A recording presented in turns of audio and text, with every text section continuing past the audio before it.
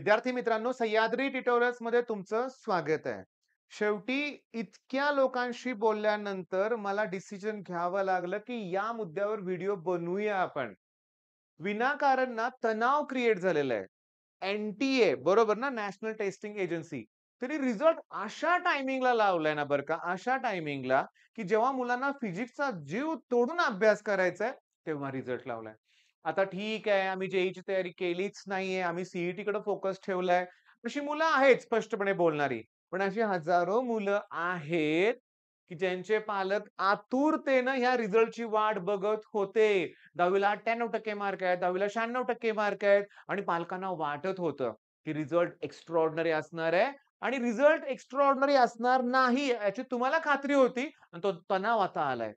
मी तुम्हाला सांगतो काही पालकांशी बोलताना तर पालक इतका तो तणाव त्यांचा जाणवत होता, की अक्षरशः एक आई तिच्या डोळ्यात अश्रू होते लक्षात घ्या. का? तर आपली कुठेतरी फसवणूक झालेली आहे. तणाव. मी तुम्हाला सांगू का? सगळ्यांना मी एकच गोष्ट सांगितलेली आहे, की तो रिझल्ट झालेला आहे आता बाजूला ठेवा. सीईटीकडे फोकस करा. अजून देखील सीईटीचा चांगली तयारी करून रिझल्ट लागू शकतोय, लागलेला आहे. केवळ 21-22 3 आठवडे, 21-22 दिवस, 3-4 आठवड्यात मुलांनी अभ्यास करून रिझल्ट टॉप लावून दाखवलेला आहे. मुलांना सपोर्ट करा, मुलांना सपोर्ट करा. ही ना खूप तणावात आहेत मुलं. ऑलरेडी लाखो रुपये तुम्ही फी भरलेली आहे पालकांनी मला मान्य आहे. पण क्लिअरली सांगू का? सगळा सेम पॅटर्न आहे प्रत्येक ठिकाणी, प्रत्येक अकॅडमीमध्ये. मी तुम्हाला सांगतो, प्रत्येक अकॅडमीच्या बाहेर ना ते असतात ना ते ढोलकी वाजवणारे किंवा काय म्हणूया आपण ते डी हे त्यांचा सेलिब्रेशन, टॉपरची मिरवणूक, मग जीपमधून असेल, हत्तीवरून असेल, इकडून-तिकडून जोरात सेलिब्रेशन सुरू आहे. पण मला माहिती आहे, ते हाताच्या बोटावर मोजण्याइतके टॉपर आहेत. बाकीची मुलं तणावात आहेत. ते तणावात आहेत. मग हा तणाव दूर करणं अत्यंत गरजेचं आहे, का त्याचा इफेक्ट फिजिक्सवर व्हायला लागलाय. मनात सारखे तेच विचार यायला लागलेत. प्लीज ते डिलीट करा एकदाचे विचार आणि तुमच्या बोर्ड एक्झामवर फोकस करा. कारण तिथेही जर इफेक्ट मार्क कमी पडले ना, तर मात्र अवघड होईल लक्षात घ्या. 4 दिवस आहेत फिजिक्सला, 4 दिवस आहेत आणि त्यानंतर मी आहे तुमच्या बरोबर. सीईटीचा जबरदस्त रिझल्ट लागणार आहे, मी तुम्हाला सांगतो. हां. काय होतंय माहितीये का? सारखं मनात तेच विचार येतायत. तेच विचार येतायत. पालकांना रिक्वेस्ट आहे. पॅटर्न काय सांगू का सगळ्या अकॅडमीमध्ये रिझल्टचं सेलिब्रेशन तुम्हाला मी सांगितलं. त्याच्या अगोदरचा पण पॅटर्न सांगतो. 10वीत तुमचा मुलाला जेव्हा खूप चांगले मार्क पडले होते, त्याच्या अगोदर तुम्ही ॲडमिशन घ्यायला गेला होता. बरोबर आहे? रिझल्टची तुम्ही कुठे वाट बघत बसला होता? एप्रिलमध्येच तुम्ही अकॅडमी जॉइन केली होती. ॲडमिशनच्या वेळेस तुम्हाला सांगण्यात आलेलं होतं, की आय-आय-टी झालं तुमचा मुलगा ब्रिलियंट आहे. सिलेक्शन डन समजा. इतका हुशार विद्यार्थी का नाही होणार? आम्ही करून घेऊ. रिझल्ट तुम्हाला दाखवले होते. ओके. सुरुवातीला 4, 5, 6 महिने ईझी टॉपिक शिकवले गेले होते. अतिशय ईझी. तेव्हा तुमच्या मुलाचा स्कोर पण चांगला दिसत होता. मग त्यात तुम्ही 11-12 ची सगळी फी भरल्यानंतर, नंतर मात्र अकॅडमीवाले गिअर चेंज करतात. मग ते बघत नाहीत. दनादन पोर्शन संपवला जातो आणि मग आपल्याला कळतं, "अरे मुलाचा स्कोर कमी होतोय, काय चुकतंय? पहिला तर स्कोर चांगला होत होता. आता लोड आलाय त्याला." हे लोड वगैरे काही नाहीये. बरं हे मी तुम्हाला सांगतो, हे मी स्वतःहून ऑब्झर्व्ह पण केलंय आणि फिजिक्सवालाचे एक बेस्ट शिक्षक आहेत सलीम सर तुम्हाला माहिती आहे. त्यांचा पण मी व्हिडिओ बघितलाय. त्यांनी पण हेच सांगितलं. ते तुम्हाला क्लिअरली सांगतो लक्षात घ्या. ते एखादा टॉपिक कुठलातरी फास्ट शिकवत होते. ओके. मग ती मुलं म्हणली, की "सर हळू घ्या."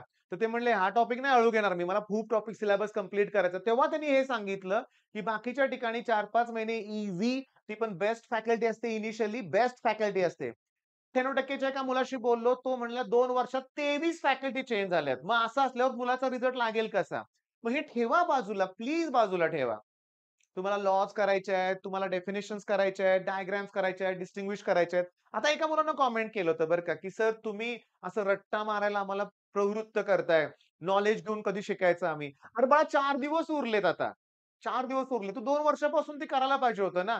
आता मला तुमचा कॉन्फिडन्स आणून द्यायचा आहे म्हणून मला ते सांगावं लागतंय. पी-वाय-क्यूज हे बोलावं लागतंय. पूर्ण एज्युकेशन सिस्टमच बदलायची गरज आहे खालच्या स्टँडर्ड पासून लक्षात घ्या. मला सांगा ना 10वी पर्यंत मला सांगा कुठे एक्सपेरिमेंट घेतात शाळेतले लोकं?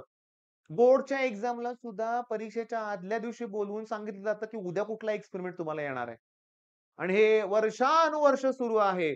बदललं पाहिजे. पण आता तुम्हाला धीर देऊन तुम्हाला अभ्यासाकडे वळवणं गरजेचं आहे. तुम्हाला कॉन्फिडन्स देणं गरजेचं आहे. म्हणून ते मी व्हिडिओ अपलोड करतोय. त्या गोष्टी करायला सांगतोय.